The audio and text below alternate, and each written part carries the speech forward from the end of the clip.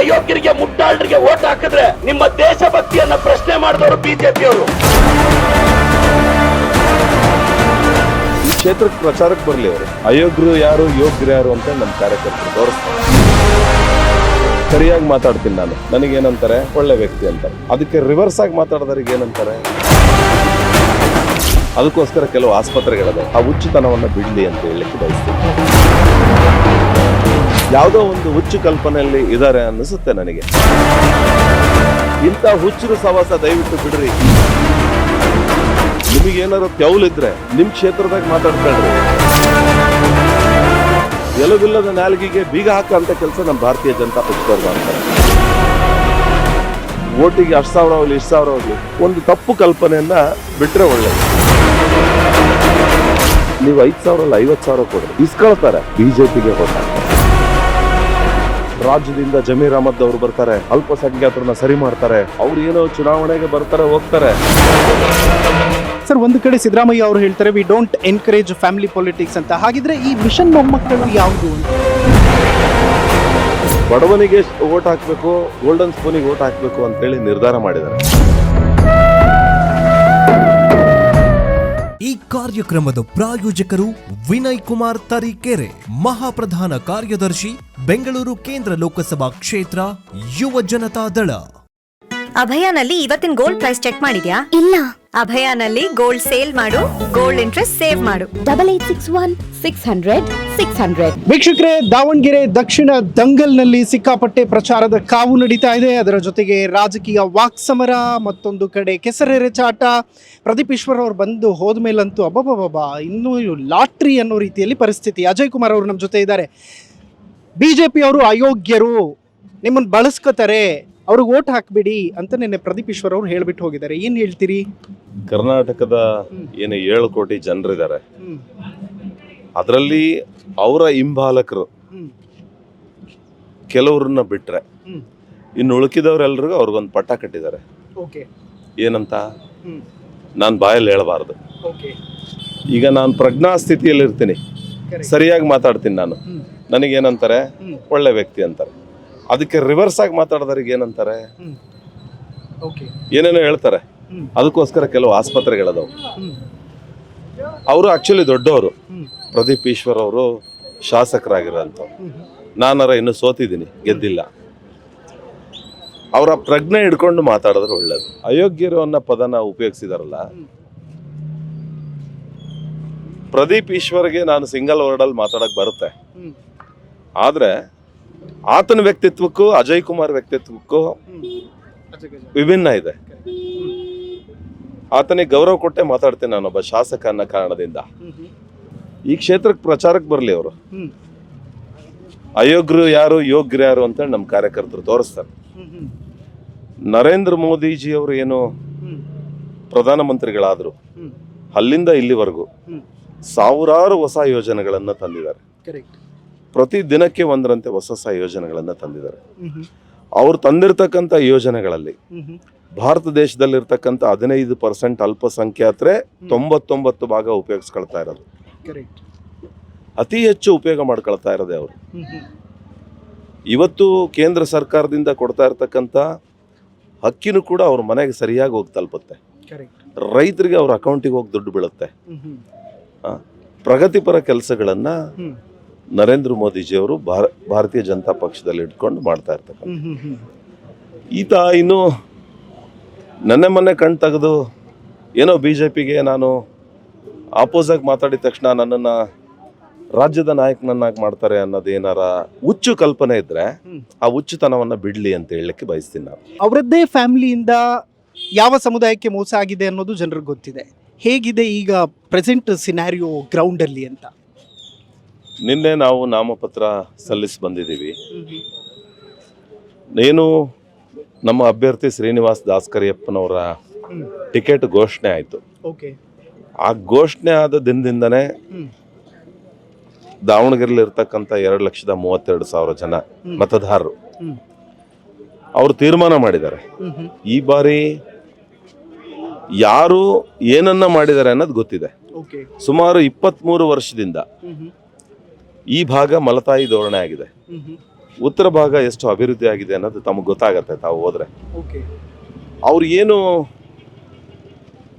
ಆ ದೀಪ ಆರಿಸೋದ್ರ ಬಗ್ಗೆ ಅವರಿಗೆ ಸಹಕಾರವನ್ನ ಮಾಡಿದ್ರು, ಹಿಂದೂ ವಿರುದ್ಧವಾಗಿ ಏನು ಸಹಕಾರವನ್ನ ಮಾಡ್ತಾ ಇದ್ದಾರೆ ಅದನ್ನ ಜನರು ಗಮನಿಸ್ತಾ ಇದ್ದಾರೆ. ಇಲ್ಲಿ ನಾವು ಅಲ್ಪಸಂಖ್ಯಾತರು ಹಿಂದೂಗಳು ಬಹಳ ಸೌಹಾರ್ದ ಭಾವನೆಯಿಂದ ನಾವಿದೀವಿ. ನಾವು ಸೌಹಾರ್ದ ಭಾವನೆಯಿಂದ ಇದ್ರೆ ನಾವು ಗೆಲ್ಲಲ್ಲ ಅನ್ನೋ ಒಂದು ಕಾರಣಕ್ಕಾಗಿ ಅಲ್ಪಸಂಖ್ಯಾತರಿಗೆ ಹಿಂದೂಗಳ ಬಗ್ಗೆ ವಿರುದ್ಧವಾಗಿ ಹೇಳೋದು, ಹಿಂದೂಗಳ ಹತ್ರ ಅಲ್ಪಸಂಖ್ಯಾತರ ಬಗ್ಗೆ ವಿರುದ್ಧವಾಗಿ ಹೇಳಿ ಒಬ್ರಿಗೊಬ್ರಿಗೆ ಆಗದೇ ಇರೋ ರೀತಿನಲ್ಲಿ ಇಲ್ಲಿ ಭಾರತೀಯ ಜನತಾ ಪಕ್ಷ ಗೆದ್ದು ಬಿಟ್ರೆ ನಿಮಗೆ ಓಡಾಡಕ್ ಬಿಡಲ್ಲ, ನಿಮಗೆ ವ್ಯಾಪಾರ ಮಾಡಕ್ ಬಿಡಲ್ಲ, ನಿಮಗೆ ಬದುಕಕ್ ಬಿಡಲ್ಲ. ಅಲ್ಲ ರೀ, 11-12 ವರ್ಷದಿಂದ ನರೇಂದ್ರ ಮೋದಿಜಿಯವರು ಭಾರತ ದೇಶದಲ್ಲಿ ಪ್ರಧಾನಮಂತ್ರಿ ಆಗಿದ್ದಾರೆ. ಅವರು ಪ್ರಧಾನಮಂತ್ರಿ ಆಗಕ್ಕಿಂತ ಹಿಂದೆ ಮನಮೋಹನ್ ಸಿಂಗ್ ಅವರಾಗಿದ್ರು. ಆವಾಗ ಎಷ್ಟು ಹಿಂದೂ ಮುಸ್ಲಿಮರಿಗೆ ಬೆಂಕಿ ಹಚ್ಚ ಕೆಲಸ ಮಾಡಿದ್ದಾರೆ. ನರೇಂದ್ರ ಮೋದಿಜಿ ಅವರು 12 ವರ್ಷ ಆದಾಗಿಂದ ಒಂದಾದ್ರೆ ಯಾವ್ದಾದ್ರು ಹಿಂದೂ ಮುಸ್ಲಿಂ ಗಲಾಟೆ ಆಗಿದಾರ? ಎಲ್ಲಾದ್ರು ಅಲ್ಪಸಂಖ್ಯಾತರು ಹಿಂದೂಗಳ ಮೇಲೆ ಸುಖ ಸುಮ್ಮನೆ ದೌರ್ಜನ್ಯ ಮಾಡಿದಾಗ, ಸುಖ ಸುಮ್ಮನೆ ಅವ್ರಿಗೆ ತೊಂದರೆ ಕೊಟ್ಟಾಗ ಹಿಂದೂಗಳಿಗೆ, ಅವಾಗ ಹಿಂದೂಗಳು ಅಲ್ಪಸಂಖ್ಯಾತರನ್ನ ಆ ಕೆಟ್ಟ ಕೆಲಸ ಮಾಡೋದವ್ರನ್ನ ವಿರೋಧಿಸಿದೀವಿ ಬಿಟ್ರೆ ನಾವು ಎಲ್ಲ ಅಲ್ಪಸಂಖ್ಯಾತರನ್ನ ನಾವು ವಿರೋಧ ಮಾಡಿಲ್ಲ.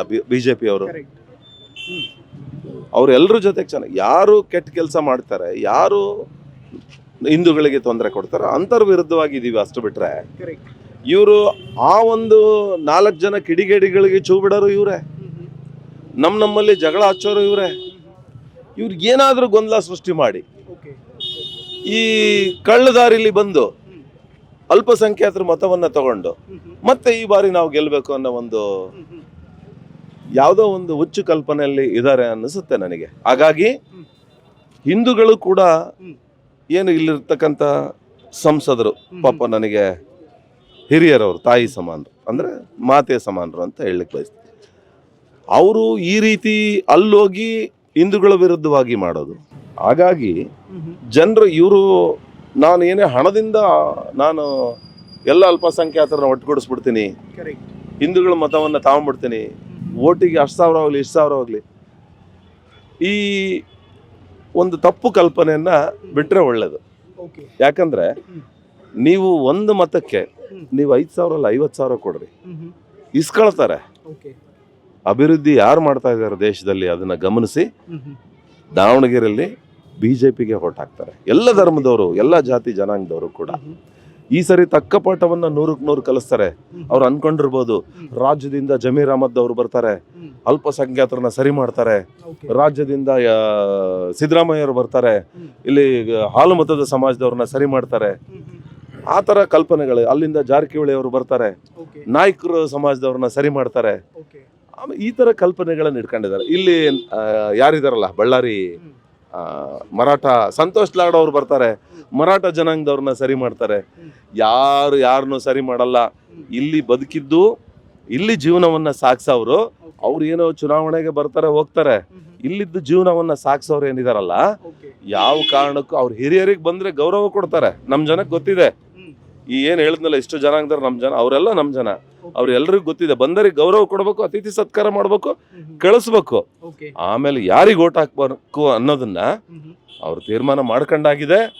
ನಾನು ರಿಯಲಿ ಹೇಳ್ತೀನಿ, ಇವರು ಇಷ್ಟು ದಿನ ಮಾಡಿದ ಆಟ ದಾವಣಗೆರೆಯಲ್ಲಿ ನಡೆಯಲ್ಲ. ಕಾಂಗ್ರೆಸ್ನವ್ರು ಮಾಡಿದ ಆಟ 100ಕ್ಕೆ 100 ಏನೇ ಇವರು ತಂತ್ರಗಾರಿಕೆ ಮಾಡಿದ್ರು, ಎಷ್ಟೇ ಹಣ ಖರ್ಚು ಮಾಡಿದ್ರು, ಯಾವೊಬ್ಬ ಲೀಡರ್ನ ಏನೇ ಅಪ್ಕೊಂಡು ಅವನಿಗೆ ಏನೋ ಒಂದು ಆಶ್ವಾಸನೆಯನ್ನ ಕೊಟ್ಟರು, ಡಿಸೈಡ್ ಮಾಡಿದ್ದಾರೆ ನಾವು ಅದಕ್ಕೆಲ್ಲವಕ್ಕೂ ಸಂದರ್ಭ ಬಂದಾಗ ಯಾವ ರೀತಿ ಅವ್ರಿಗೆ ಸ್ಪಂದಿಸ್ಬೇಕು, ಮತ ಹಾಕುವಾಗ ಯಾರಿಗೆ ಮತ ಹಾಕ್ಬೇಕು ಅನ್ನೋದು ಅಲ್ಲೇ ನಿರ್ಧಾರ ಮಾಡಾಗಿದೆ.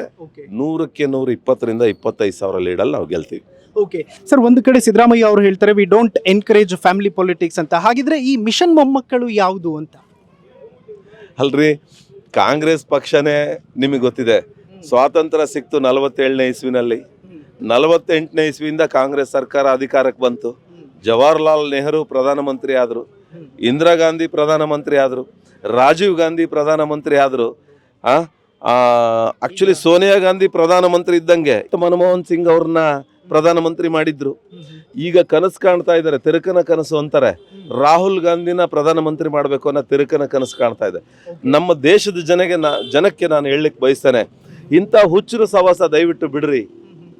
ಅವ್ರು ಸತ್ತಿರೋರ ಬಗ್ಗೆ ನಾನು ಮಾತಾಡಲ್ಲ, ಇರೋ ಹುಚ್ಚರು ಏನು ಈ ಪ್ರದೀಪ್ ಈಶ್ವರರು ಇವರೆಲ್ಲ ಹೇಳಿದ್ರಲ್ಲ, ಕೆಲವು ಈ ಹುಚ್ಚು ಕಲ್ಪನೆ ಭಾವನೆಗಳನ್ನು ಇಟ್ಕೊಂಡಿದ್ದಾರೆ. ಪಾಪ ಅವ್ರ ಬಗ್ಗೆ ಗೌರವ ಇದೆ, ಅವರೊಬ್ರು ಶಾಸಕರು ಅಂದಮೇಲೆ ಅವ್ರ ಜನಪ್ರತಿನಿಧಿ. ಆದ್ರೆ ಈ ಹುಚ್ಚು ಕಲ್ಪನೆ, ಈ ಹುಚ್ಚು ತರ ಮಾಡ್ತಾ ಇರ್ತಕ್ಕಂಥದ್ದನ್ನ ದಯವಿಟ್ಟು ನಿಲ್ಲಿಸ್ರಿ. ನಿಮಗೇನಾರ ತೆವಲಿದ್ರೆ ನಿಮ್ ಕ್ಷೇತ್ರದಾಗ ಮಾತಾಡ್ಕೊಳ್ರಿ. ಇಡೀ ಕರ್ನಾಟಕ ರಾಜ್ಯದವ್ರಿಗೆ ಏನಾದ್ರು ಈ ರೀತಿ ಈಗಾಗಲೇ ಮಾತಾಡಿದ್ದಾರೆ. ಯಾವ ಕಾರಣಕ್ಕೂ ಇದಕ್ಕೆ ನಮ್ ಜನ ಸುಮ್ನಿರಲ್ಲ, ನಮ್ಮ ಭಾರತೀಯ ಜನತಾ ಪಕ್ಷದ ಕಾರ್ಯಕರ್ತರು ಯಾವ ಕಾರಣಕ್ಕೆ ಸುಮ್ನಿರಲ್ಲ. ಆತ ಏನ್ ಮಾತಾಡಿದಾರಲ್ಲ ಅದಕ್ಕೆ ತಕ್ಕ ಉತ್ತರ ಕೊಡ್ತಾರೆ. ಇನ್ನೊಂದ್ಸರಿ ಎಲುಬಿಲ್ಲದ ನಾಲ್ಗಿಗೆ ಬೀಗ ಹಾಕ ಅಂತ ಕೆಲಸ ನಮ್ಮ ಭಾರತೀಯ ಜನತಾ ಪಕ್ಷದವ್ರು ಮಾಡ್ತಾರೆ. Amazing sir. ಈಗ ಬಿಜೆಪಿ ಮುಸ್ಲಿಂ ವಿರೋಧಿ ಅನ್ನುವಂತಹ ಗುಮ್ಮನ ಕಾಂಗ್ರೆಸ್ ನಿರಂತರವಾಗಿ ಬಿಟ್ಕೊಂಡು ಬಂದಿದೆ. ನನಗೆ ಬಹಳ ಕಾಡುವಂಥ ಪ್ರಶ್ನೆ ಏನು ಅಂತಂದರೆ, ನಜ್ಮಾ ಹೆಪ್ತುಲ್ಲಾ ಅವರಾಗಲಿ ಅಥವಾ ನಬಿ ಖಾತನ್ ಅವರಾಗಲಿ ಇವರೆಲ್ಲ ರಾಜ್ಯಸಭೆಗೆ ಬಿಜೆಪಿಯ ನಾಮಿನೇಟೆಡ್ ಸಂಸದರೇ ಹೋಗಿರೋದು. ಹಾಗಿದ್ರೆ ಎಲ್ಲ ನ್ಯಾಯ ಆಗ್ತಿದೆ ಮುಸಲ್ಮಾನರಿಗೆ ಬಿಜೆಪಿಯಿಂದ ಅಂತ ರೀ? ಇವ್ರಿಗೆ ನಿಜವಾಗ್ಲೂ ಯಾವುದೋ ಒಂದು ಈ ಗರ ಬಡದೈತಿ ಅಂತಾರೆ ನಮ್ಮ ಕಡೆಗೆ. ಗರ ಬಡದಾಗ ಅವ್ರು ಏನ್ ಮಾಡ್ತಾರಂತಾನೆ ಗೊತ್ತಾಗಲ್ಲ ಅಂತ, ಏನ್ ಮಾತಾಡ್ತಾರಂತಾನೆ ಗೊತ್ತಾಗಲ್ಲ, ಏನ್ ತಿಂತಾರಂತಾನೆ ಗೊತ್ತಾಗಲ್ಲ. ಆ ಪರಿಸ್ಥಿತಿ ಬಂದಿದ್ದಾರೆ ಅವ್ರು ಕಾಂಗ್ರೆಸ್ನವ್ರು. ಅಲ್ರಿ, ನಮ್ಮ ದೇಶದ ರಾಷ್ಟ್ರಪತಿ ಅವರು ಅಬ್ದುಲ್ ಕಲಾಂನವ್ರನ್ನ ಮಾಡಿದ್ಯಾರು? ಹೌದ್ರಾ? ಭಾರತೀಯ ಜನತಾ ಪಕ್ಷ ಅಧಿಕಾರಕ್ಕೆ ಬಂದಾಗ ಮೊಟ್ಟ ಮೊದಲು ಅಬ್ದುಲ್ ಕಲಾಂ ಅವ್ರು ಮಾಡಿದ್ರು. ಹೌದಾ? ನಾವು ಎಲ್ಲ ಅಲ್ಪಸಂಖ್ಯಾತರನ್ನ ಅವ್ರನ್ನ ಉನ್ನತ ಸ್ಥಾನದಲ್ಲಿ ಇರೋದಕ್ಕೆ ನೋಡ್ತೀವಿ, ಅವ್ರನ್ನ ಪ್ರೀತಿಯಿಂದ ಇರೋದಕ್ಕೆ ನೋಡ್ತೀವಿ, ಅವ್ರ ಜೊತೆಗೆ ನಾವು ಸಹಬಾಳ್ವೆಯನ್ನ ಬಾಳ್ಬೇಕು ಅನ್ನೋದನ್ನ ನೋಡ್ತೀವಿ. ಆದ್ರೆ ಇವರು ಗೊಂದಲಗಳನ್ನ ಸೃಷ್ಟಿ ಮಾಡಿ ನಮ್ಮಲ್ಲಿ ಹುಳಿ ಹಿಂಡ ಕೆಲಸ ಅಂತಾರೆ. ಈ ಒಂದು ಪಾತ್ರೆ ಹಾಲಲ್ಲಿ ನೀವು ಒಂದೇ ಒಂದು ಹನಿ ನಿಂಬೆ ರಸ ಹಿಂಡ್ಬಿಟ್ರೆ ಅದು ಪೂರ್ತಿ ಹಾಲೇ ಹೊಡೆಯುತ್ತಂತೆ. ಹಂಗಾಗಿ ಅಲ್ಪಸಂಖ್ಯಾತರಿಗೆ, ಹಿಂದೂಗಳಿಗೆ ಯಾರೋ ಒಬ್ಬರಿಗೆ ಜಗಳ ಹಚ್ಚಿ ಇಡೀ ಪಾತ್ರದಲ್ಲಿರ್ತಕ್ಕಂಥ ಎಲ್ಲ ಹಾಲನ್ನು ಹೊಡೆಯಂತ ಕೆಲಸ ಮಾಡ್ತಾ ಇರೋದು ಕಾಂಗ್ರೆಸ್ನವ್ರನ್ನ ಜಗಜ್ಜಾಹೀರಾಗಿದೆ. ಇದಕ್ಕೆ ಬದಲಾವಣೆ ಹಾಗೆ ಆಗತ್ತೆ, ಯಾವುದು ಶಾಶ್ವತ ಅಲ್ಲ. ಇವ್ರು ಮಾಡ್ತಾ ಇರೋ ತಂತ್ರಗಾರಿಕೆ, ಇವ್ರು ಮಾಡ್ತಾ ಇರೋ ಜನರಿಗೆ ಮೋಸ ಶಾಶ್ವತವಾಗಿ ಯಾವುದು ಇರಲಿಕ್ಕೆ ಸಾಧ್ಯ ಇಲ್ಲ. ಹೆಂಗೆ ಭಗವಂತ ಸೃಷ್ಟಿನ ಬದಲಾವಣೆ ಮಾಡಿದಾನಲ್ಲ, 4 ತಿಂಗಳು ಚಳಿಗಾಲ, 4 ತಿಂಗಳು ಮಳೆಗಾಲ, 4 ತಿಂಗಳು ಬೇಸಿಗೆ ಕಾಲ ಅಂತೇಳಿ ಸಂದರ್ಭಕ್ಕೆ ತಕ್ಕಂಗೆ ಪ್ರಕೃತಿನೇ ಇವಕ್ಕೆಲ್ಲ ಬದಲಾವಣೆ ಕೊಡುತ್ತೆ. ಜನರ ಮನಸ್ಸಲ್ಲಿ ಹೋಗಿ ಈ ಸರಿ ಬದಲಾವಣೆ ಬರುತ್ತೆ, ನಾವು ಈ ಸರಿ 100ಕ್ಕೆ 100 ಗೆಲ್ತೀವಿ. ಆತ ಹಮಾಲಿ ಕೆಲಸ ಮಾಡಿಕೊಂಡು ಬಡತನದಿಂದ ಪಕ್ಷದಲ್ಲಿ ಒಬ್ಬ ST ರಾಜ್ಯ ಘಟಕದ ಉಪಾಧ್ಯಕ್ಷನಾಗಿ ಸೇವೆ ಸಲ್ಲಿಸ್ತಾ ಅವ್ರು ಮಾಡ್ತಾ ಇರ್ತಕ್ಕಂಥ ಕೆಲಸ ನೋಡಿ ಅವರಿಗೆ ಟಿಕೆಟ್ ಕೊಟ್ಟಿದೆ ನಮ್ಮ ಪಾರ್ಟಿಯಿಂದ. ನಾವೇನು ಗೋಲ್ಡನ್ ಸ್ಪೂನ್ ಅಲ್ಲಲ್ಲ, ನಾವೇನು ಗೋಲ್ಡನ್ ಸ್ಪೂನು ಹುಟ್ಟಿದಾಗಿಂದ ಬಂಗಾರದ ಚಮಚದಲ್ಲಿ ತಿನ್ಕೊಂಡು ಬೆಳೆದಿರ್ತಕ್ಕಂಥವ್ರಲ್ಲ ದಾಸಕರಿಯಪ್ಪ ಶ್ರೀನಿವಾಸು. ಹಾಗಾಗಿ ನಮ್ಮ ದಾವಣಗೆರೆ ದಕ್ಷಿಣ ಕ್ಷೇತ್ರದಲ್ಲಿ ಬಡತನದ ಜೀವನವನ್ನು ಸಾಗಿಸೋವಂಥವ್ರ ಸಂಖ್ಯೆ ಹೆಚ್ಚಾಗಿದೆ. ಇಲ್ಲಿ ಎಲ್ಲ ನೋಡಿ, ಕೂಲಿಕಾರರು, ಚಿಕ್ಕ ಚಿಕ್ಕ ವ್ಯಾಪಾರಸ್ಥರುಗಳು, ಅಲ್ಲಿ ಇಲ್ಲಿ ವಾಚ್ಮ್ಯಾನ್ ಕೆಲ್ಸಕ್ಕೆ ಹೋಗೋಂಥದ್ದು, ಅಲ್ಲಿ ಇಲ್ಲಿ ಗಾಡಿ ಎಳೆಯಂಥದ್ದು, ಆಟೋ ಓಡಿಸೋಂಥದ್ದು, ಈ ರೀತಿ ಚಿಕ್ಕ ಚಿಕ್ಕ ಬಡ ಕುಟುಂಬಗಳ ಸಂಖ್ಯೆ ಹೆಚ್ಚಾಗಿದೆ. ಬಡವರ ಕಷ್ಟ, ಬಡವರ ನೋವು, ಆ ಬಡವರ ಯಾತನೆ, ಇವ್ರು ಕೊಡ್ತಾ ಇರ್ತಕ್ಕಂಥ ಒಂದು ತೊಂದರೆಗಳು, ಅಭಿವೃದ್ಧಿ ವಂಚಿತ, ಇದನ್ನ ಆ ಬಡವ ನೋಡ್ತಾ ಇದ್ದಾನೆ. ಹಾಗಾಗಿ ನಮ್ಮ ಕ್ಷೇತ್ರದ ಈ ಅಭ್ಯರ್ಥಿ ಬಡವ ಶ್ರೀನಿವಾಸ್ ದಾಸಕರಿಯಪ್ಪ ಅವರಿಗೆ 100ಕ್ಕೆ 100 ಬೆಂಬಲಿಸ್ತಾರೆ. ನಮಗೆ ತುಂಬಾ ಜನ ಇಲ್ಲಿ ಹೇಳ್ತಾ ಇದ್ದಾರೆ, ಬಡವನಿಗೆ ಓಟ್ ಹಾಕ್ಬೇಕು ಅಥವಾ ಗೋಲ್ಡನ್ ಸ್ಪೂನಿಗೆ ಓಟ್ ಹಾಕ್ಬೇಕು ಅಂತೇಳಿ ನಿರ್ಧಾರ ಮಾಡಿದ್ದಾರೆ. ನೀವು ಬಿಜೆಪಿಯವರು ಯಾವ ಕಾರಣಕ್ಕೂ ನೀವು ವಿಚಲಿತರಾಗಬೇಡ್ರಿ. ಅವ್ರು ನಮ್ಮ ಮನೆಗೆ ತಂದು ದುಡ್ಡಿನ ಗಂಟಿಡ್ಲಿ, ಇಸ್ಕೊಳ್ತೀವಿ. ಅವ್ರೇನ್ ನಿಯತ್ತಿಂದ ದುಡ್ದಿದ್ದಲ್ಲ ಅಂತ ಜನ ಹೇಳ್ತಾರೆ. ಅವ್ರಲ್ರಿ, ಈಗ ಮೊದಲು ಯಾವ ರೀತಿ ಇದ್ರು, ಈಗ ಯಾವ ರೀತಿ ಆಗಿದ್ದಾರೆ ಅದನ್ನೆಲ್ಲ ನೋಡಿದೀವಿ ನಾವು. ಎಷ್ಟೆಷ್ಟು ಕಾರ್ಖಾನೆಗಳು, ಎಷ್ಟೆಷ್ಟು ಅವ್ರ ಆಸ್ಪತ್ರೆಗಳು, ಎಷ್ಟೆಷ್ಟಿದೆ ಅಂತ ಜನ ಮಾತಾಡ್ತಾರೆ. ನಾನ್ ಬಿಡ್ರಿ, ನಾನು ರಾಜಕಾರಣದಲ್ಲಿದ್ದೀನಿ, ನನಗೆ ಗೊತ್ತಿರುತ್ತೆ. ಒಬ್ಬ ಸೊಪ್ಪು ಮಾರೋನು, ಒಬ್ಬ ಬಾಳೆಹಣ್ಣು ಮಾರೋನು, ಒಬ್ಬ ಆಟೋ ಓಡಿಸೋನು ಹೇಳ್ತಾನೆ. ಯಾಕಂದ್ರೆ ಈಗ ಮೊಬೈಲಲ್ಲಿ ಎಲ್ಲರ ಹತ್ರ ಆಂಡ್ರಾಯ್ಡ್ ಮೊಬೈಲು, ಯಾರ್ಯಾರು ಹಣೆ ಬರೋ ಏನು ಅನ್ನೋದು ಆ ಮೊಬೈಲಲ್ಲೇ ಬಂದ್ಬಿಡುತ್ತೆ. ಹಾಗಾಗಿ ಜನರಿಗೆ ಗೊತ್ತಿದೆ ಇವ್ರ ಅಭಿವೃದ್ಧಿಗೋ ದಕ್ಷಿಣ ಕ್ಷೇತ್ರದ ಅಭಿವೃದ್ಧಿಗೋ ಈ ಚುನಾವಣೆ ಅಂತೇಳಿ. ಹಾಗಾಗಿ ಬಡವನಿಗೆ 100ಕ್ಕೆ 100, ಬಡತನದಲ್ಲಿರ್ತಕ್ಕಂಥ ದಕ್ಷಿಣ ಕ್ಷೇತ್ರದ ಜನತೆ ಈತನ್ನ ಕೈ ಹಿಡ್ದಲ್ಲ ಹೆಗಲ ಮೇಲೆ ಕೂರಿಸ್ಕೊಂಡು ವಿಧಾನಸೌಧಕ್ಕೆ ಕಳಿಸ್ತಾರೆ ಅನ್ನೋ ನಂಬಿಕೆ ನನಗಿದೆ. ಅಂದ್ರೆ ಮಲ್ಲಣ್ಣನ ನೋಟು ಸೀನಣ್ಣನ ಗೋಟ. ಅಲ್ಲ ತುಂಬಾ ಚೆನ್ನಾಗಿ ಹೇಳಿದ್ರಿ ನೀವು. ಯಾಕಂದ್ರೆ ಮಲ್ಲಣ್ಣನ ನೋಟು ಸೀನಣ್ಣನ ಓಟು. ಸೀನಣ್ಣನ ಹತ್ರ ನೋಟಿಲ್ಲ, ಹಾಗಾಗಿ ಮಲ್ಲಣ್ಣನಿಗೆ ಓಟ್ ಕೊಡಲ್ಲ. ಮಲ್ಲಣ್ಣನ ಹತ್ರ ಓಟ್ ಇದೆ, ಹಂಗಾಗಿ ಸೀನಣ್ಣಗೆ ಓಟ್ ಕೊಡ್ತಾರೆ ಅನ್ನೋ ನಂಬಿಕೆ ನಮಗಿದೆ. Okay, thank you so much Ajay ಅವರೇ, ಬಹಳ ಖುಷಿ ಆಯ್ತು ಮಾತಾಡಿ. All the very best. Thank you, ಧನ್ಯವಾದಗಳು. ಮತ್ತಷ್ಟು ಮುಖಂಡರು ಮತ್ತು ನಾಯಕರನ್ನ ಮಾತಾಡಿಸ್ತಾ ಹೋಗೋಣ. ಕ್ಯಾಮ್ರಾ ಪರ್ಸನ್ ಸಚಿನ್ ಜೊತೆ ಸೈಯದ್ ಹಿದಾಯತ್, ಸೈನಿಂಗ್ ಆಫ್, ದಾವಣಗೆರೆ ದಕ್ಷಿಣದಿಂದ.